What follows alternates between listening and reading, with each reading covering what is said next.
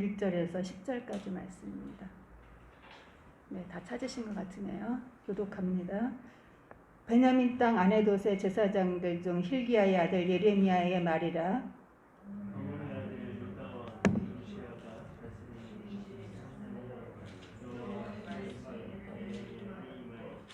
요시야의 아들 유다의 왕 여호야김 시대부터 요시야의 아들 유다 왕 시드기야의 11년 말까지 곧 5월 예루살렘이 사로잡혀 거기 가게까지 임하니라. 내가 너를 모태에서 짓기 전에 너를 알았고 내가 배에서 나오기 전에 너를 성별하였고 너를 여러 나라의 선지자로 세웠나라 하시기로. 내가 내 슬프도소이다 주 여호와여 보소서 나는 아이라 말할 줄을 알지 못하느니라 하니 여호와께서 내게 이르시되 너는 아이라 말하지 말고 내가 너를 누구에게 보내든지 너는 가며 내가 내게 무엇을 명령하든지 너는 말할지니라. 이는 그들 때문에 두려워하지 말라 내가 너와 함께하여 너를 구원하리라.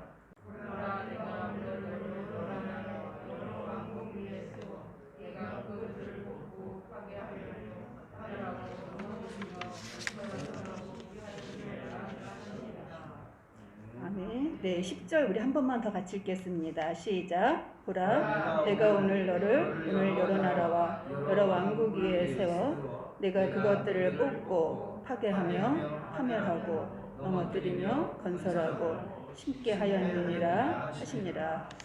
아멘. 네, 오늘은 예레미야의 사명에 대해서 말씀을 증거하며 또 오늘 모인 저와 여러분의 사명을 한번 재점검해보는 시간이 되었으면 해서 귀한 말씀을 준비하게 되었습니다. 우리가 잘 알듯이 예레미야 선지자는 요시야 왕 13년에 부름을 받았습니다. 그리고 40여 년 수없이 감옥에 들어가고 죽을 위험과 어려운 고비 속에서 하나님의 말씀을 꿋꿋하게 선포했던 것을 봅니다. 그리고 그의 말년은 내려오는 전승에 의하면 이집트에서 하나님의 말씀을 선포하는 그의 말씀이 더 이상 듣기 싫은 자기 동족에 의해서 돌에 맞아 죽음을 당하는 그러한 비참한 책으로 인생을 마감하게 됩니다. 예레미야를 보면서 이렇게 철저하게 고난의 길을 갔던 선지자가 있을까라는 생각을 해보게 됩니다. 그는 처음에 부름받을 때부터 우리가 10절 읽었던 것처럼 뽑고 파괴하며 파멸하고 넘어뜨리며 건설하고 심게 하였다라는 말씀처럼 6가지 단어 중에서 4가지의 단어가 뽑고 파괴하고 파멸하고 넘어뜨리는, 그러니까는 말씀을 선포하되 사람들 귀에 좋은 말씀이 아니라 사람들 귀에 거슬리고 그들을 괴롭게 하는 그런 말씀을 증거하는 선지자로 하나님 앞에 부름을 받았더라는 것이죠. 그런 엘리야 선지자처럼 큰 불이 나서 불이 하늘에서 내려와서 기적을 일으킴으로 하나님의 능력을 보여줬던 선지자도 아닙니다. 다니엘처럼 미래에 대한 환상을 받았던 그런 선지자도 아니었고, 에스겔처럼 자기 민족에게 희망을 전했던 선지자도 아니었어요. 그의 메시지는요, 절망적이고 그런 메시지였습니다. 히스기야 왕 때 이사야 선지자는 그래도 하나님 앞에 백성들에게 희망적인 메시지를 전할 수가 있었지요. 돌아와라. 돌아오면 용서해 주겠다. 돌아오면 회복시켜 주겠다. 라는 희망적인 메시지를 증거할 수가 있었어요. 그러나 예레미야 선지자는 다 끝났다죠. 이제는 희망이 없다. 이제는 소망이 없다. 이제는 뭐 하라고요? 이제는 유다를 침공하러 오는 바벨론에게 항복하는 것밖에는 살 길이 없다라는 것이죠. 두 손 들어라는 것이죠. 왕들 앞에 또 제사장 자기의 동족들에게 하나님이 그에게 맡겨주신 사명을 감당할 수가 있었습니다. 사랑하는 동역자 여러분, 요즘 같은 코로나 시대에 주의 종들은 참 사역하기가 쉽지 않은 것 같습니다. 나라에서 모이지 말라고 하지만 성도들은 알아서 모이지 아니하죠. 스스로가 모이지 아니하는 이런 어려운 가운데 하나님의 말씀을 외쳐야 하고, 코로나 바이러스가 좀 잦아지는 것 같지만 다시 또 변종 바이러스로 인해서 오늘은 2,000명이 넘었다고 하죠. 이런 어려운 가운데 우리가 하나님의 메시지를 증거해야 되는 그러한 상황에 놓여져 있습니다. 요즘 시대에 과연 강단에서 하나님의 심판을 선포하고 죄에 대해서 말씀을 선포하는 주의 종들이 과연 몇 분이나 있을까라는 생각을 해보게 됩니다. 저도 역시 마찬가지입니다. 어떨 때는 가슴이 터질 것 같습니다. 이렇게 살면 안 된다고, 이렇게 하면 안 된다고, 하나님 앞에 우리가 바로 서야 된다라고 생각하고 말씀을 외쳐야 하지만 때가 얼마나 많은지 알 수가 없습니다. 예레미야 선지자는 요시야 왕 13년에 소명을 받았습니다. 이때 나이가 20대 한 초반쯤으로 추정을 합니다. 그는 60세 초반까지 40여 년을 하나님의 말씀을 선포하며 증거하며 사역했지만 어느 누구 하나 그에게 박수 쳐주는 사람은 없었더라는 것이지요. 그는 하나님 앞에 탄식합니다. 15장 10절에 보면은 어머니께서 나를 온 세계에 다투는 자 또 싸우는 자를 만날 자로 낳으셨다라고 하면서 다 나를 저주하도다. 그를 만나는 사람마다 그의 메시지가 귀에 거슬려서 그를 저주한다는 것이죠. 그는 하나님 앞에 탄식할 수밖에 없었습니다. 18장 18절에도 보면은 그들이 이르기를 보라 우리가 꾀를 내어 예레미야를 치자라고 말하면서 그를 대하는 모든 사람들이 예레미야에게 적대적으로 행함을 보게 됩니다. 20장 7절에서도 그의 어떤 말이라도 주의하지 말자라고 말하고 8절에서도 사람마다 종일토록 나를 조롱합니다 라면서 하나님 앞에 호소하는 예레미야의 모습을 봅니다. 또 종일토록 치욕과 모욕거리가 됩니다라고 하나님 앞에서 호소했던 예레미야의 마음, 하나님의 말씀을 바르게 증거할 때입니다. 그는 제사장 가문의 사람이었고 그는 제사장으로 교육을 받았던 사람입니다. 그런데 그의 고향 사람들에게까지도 그는 배척을 받았던 것을 봅니다. 11장 21절에 보면은 같이 한번 찾아볼까요? 11장 21절.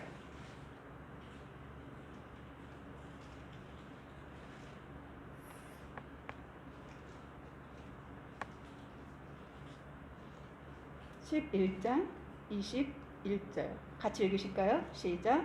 여호와께서 아나도 사람들에 대하여 이와 같이 말씀하시되 그들이 내 생명을 빼앗으려고 찾아 이르기를 너는 여호와의 이름으로 예언하지 말라 두렵건대 우리 손에 죽을까 하노라 하도다. 네, 아나도 사람들은 제사장들이 살던 그런 곳입니다. 특별히 아비아달 제사장 가문의 사람들이지요. 아비아달은 우리가 잘 알듯이 다윗이 도망 다닐 때 도움을 받았던 그러한 그 제사장입니다. 그런데 제사장 가문에 또 자기 고향 사람들이 여호와의 이름으로 예언하지 말라. 네가 여호와의 이름으로 예언하면은 우리가 너를 죽일 것이라라는 생명의 위협까지도 받고 있는 모습을 봅니다. 그러는 가운데서도 그는 하나님의 말씀을 회피할 수가 없었고 그의 사명을 내려놓을 수가 없었던 사람입니다. 그는 유다가 멸망하던 시기에 태어났지요. 그래도 요시야 왕의 나라를 다스릴 때는 소망이 있었습니다. 철저하게 하나님 앞에서 예레미야는 18년 동안 요시야 왕이 다스리던 나라에서 하나님의 말씀을 평화로운 절망이 있었을까라는 생각을 해보게 됩니다. 그 후의 왕들 우리가 너무나 잘 알고 있죠. 4명의 왕들 누구죠?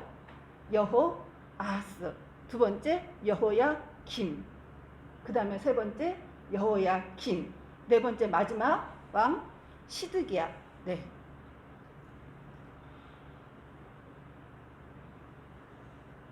(16대) 요시야 왕의 종교 개혁도 그가 죽음으로 무효로 돌아갔던 것을 보게 됩니다. 그의 아들 여호아하스 3개월 동안 나라를 다스리는 동안 온갖 악을 행했다라고 성경에서는 말씀을 하고 있습니다. 또 요시야 왕의 아들인 또 다른 아들인 여호야김 역시 하나님 앞에 갖은 악을 행했던 왕으로 유명합니다. 하다못해 하나님의 말씀을 칼로 조각조각 내어 찢어버렸던 그러한 왕이기도 합니다. 또 여호야김의 아들 여호야긴 3개월밖에 나라를 다스리지 못했고 마지막 왕이었던 시드기야 왕, 마지막 유다 멸망의 4명의 왕들 중 3명의 왕들이 요시야 왕의 아들입니다. 선한 아버지 밑에서 이런 악한 왕들, 믿음이 없는 왕들이 태어날 수 있었을까라는 생각을 할 때 참 의아심을 갖지 않을 수가 없습니다. 어찌 되었든지 간에 그는 아버지와는 완전히 다른 하나님의 말씀에 거역하는 그러한 나라를 다스리고 백성들을 죄악의 길로 몰아갔던 것을 봅니다. 우리가 2장 8절 한번 또 읽어보실까요?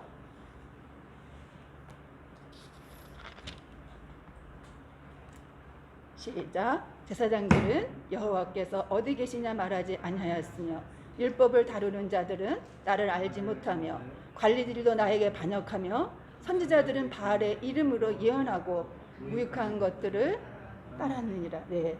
제사장들 하나님을 찾지 아니하고 율법을 다루는 자, 율법을 연구하는 자들은 말씀에 무지해서 하나님에 대해서 알지 못했다고 말씀하고 있고요. 또 그 다음에 예언했고 무익한 것들을 따랐다고 말하면서 5장 13절에서는 말씀이 그들 속에 있지 아니했다라는 것이죠. 선지자들은 뭐예요? 하나님의 말씀을 선포하는 자들이에요. 근데 선지자들 입에 하나님의 말씀이 있지 아니하였다라는 것입니다. 2장 35절에서는 계속 백성들을 죄를 범하지 아니하였다고 생각. 자기들의 죄를 범했음에도 불구하고 자신들의 죄를 범하지 아니하고 의롭다라고 착각하며 살았다라는 것이지요. 3장 2절에 보면은 음란과 행악으로 그 땅이 더럽혀졌더라고 말씀하고 있습니다. 하나님께서 예레미야 선지자에게 5장 1절과 너무나 잘 아는 말씀이지요. 예루살렘을 한번 네가 다녀봐라. 의인 한 명이라도 있으면은 용서해 주겠다는 말씀을 하시죠. 그러나 의인 한 명조차도 없었던 예루살렘의 죄악상을 예레미야는 말씀하고 있는 것을 봅니다. 공평한 판결이 없었고 그럼에도 불구하고 예레미야는 절망 가운데서도 그는 하나님의 말씀을 선포할 수밖에 없었고 그 답답하고 죄악 가운데서 멸망해가는 자기 민족을 바라보면서 하나님 앞에 탄식할 수밖에 없었던 예레미야를 바라보게 됩니다. 그런 현실 속에서 예레미야는 결심합니다. 20장 9절에 내가 다시는 여호와를 선포하지 아니하겠다. 내가 다시는 여호와의 이름으로 말하지 아니하리라 라고 결심한 것이죠. 그러나 이렇게 결심하면 나의 마음이 불붙는 것 같아서 골수에 사무치니 답답하여 견딜 수 없나이다 라고 다시 하나님의 말씀을 선포할 수밖에 없었던 그를 보게 됩니다. 유다는 3차 바벨론 공격에 의해서 멸망하게 되지요. 그리고 주전 586년 시드기야 왕과 더불어서 예레미야는 포로로 끌려가게 됩니다. 그리고 유다 땅에 그달리아란 총독을 세워놓지요. 그러나 그는 바벨론 왕의 은혜를 받아서 바벨론으로 가면은 평안하고 행복한 삶을 보장받을 수 있었지만, 그러나 그는 다시 본국으로 돌아와서 그달리아 총독과 더불어서 자기 민족을 위로하는 일을 하기 위해서 다시 돌아옵니다. 그러나 여기서 끝난 것이 아니에요. 여기서 끝났다면 아마 그의 삶은 그래도 어느 정도 해피엔딩으로 끝날 수 있었지 않을까라는 생각을 해보게 됩니다. 그에게 두 무리가 찾아오죠. 이스마엘 일당과 또 요하난 무리가 찾아옵니다. 그들은 각자의 다른 생각을 가지고 어떻게 하면 예레미야를 자기들의 편에 만들까라는 그러한 다른 생각들을 했던 것 같습니다. 그달리아는 이스마엘에게 죽임을 당하고 바벨론 나라가 세운 총독을 죽인 이스마엘 일당은 광야로 도망가고, 요하난 일당은 예레미야를 데리고 이집트로 떠납니다. 그들을 향해서 예레미야는 외칩니다. 이집트로 가지 말라고, 멸망하는 길이라고. 그런데 이집트로 예레미야를 데리고 가고, 그곳에서도 하나님의 말씀을 끊임없이 외쳤던 예레미야를 돌로 쳐 죽이는 그러한 폐역한 일을 저지릅니다. 여러분, 저는 유다 나라가 멸망하고 요하난 일당이 다시 애굽으로 돌아가는 것에 대해서 너무너무 가슴이 아픕니다. 여러분, 연도를 생각해 봤나요?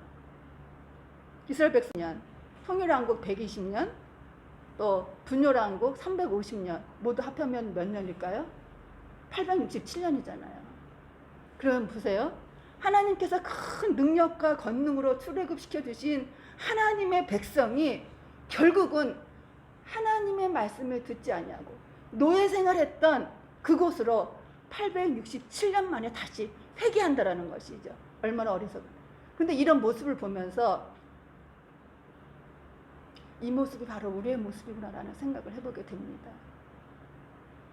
예수 그리스도의 보혈로 우리가 큰 은혜를 받았지만은 우리도 어느새 하나님의 은혜를 망각하고 저버리고 다시 세상과 타협하는 우리의 모습도 별반 다르지 않다라는 생각을 해보게 됩니다.